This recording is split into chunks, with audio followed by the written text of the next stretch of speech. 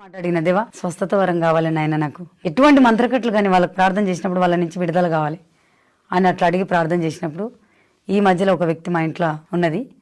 ఆమెకు చేతబడితో బాధపడుతూ వచ్చినప్పుడు నాకు తెలియదు ఆమెకు చేతబడి ఉందని. ఆమెకు నూనె రాసి ప్రార్థన చేస్తే ఒంట్లోకెళ్ళి ఇంత పెద్ద కత్తులు బయటకు రావడం మొదలైంది. అక్కడ బొమ్మకి ఏది పెడతారో ఆ బొమ్మకు పెట్టిన మేకులు ఆమె లోపటి నుంచి బయటకు రావడం. అట్లా కనీసమైనా ఒక 500 రాళ్ళు ఆమె ఒంట్లోకెళ్ళి ఇంత పెద్ద రాళ్ళు బయటకు రావడం జరిగింది. నేను ఇంటికి వెళ్ళిపోతాను భయ్య. రామచంద్ర ప్రభు, ఇంకా బతికే ఉన్నావా? మొత్తం స్క్రాప్ ఇక్కడే ఉందేంట్రా? డాక్టర్ కూడా గుర్రయ్యింటాడు.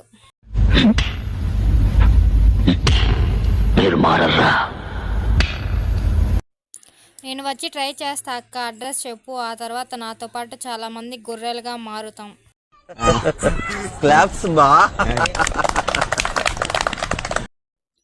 ఎక్కడ దొరికిన సంతరా ఇది?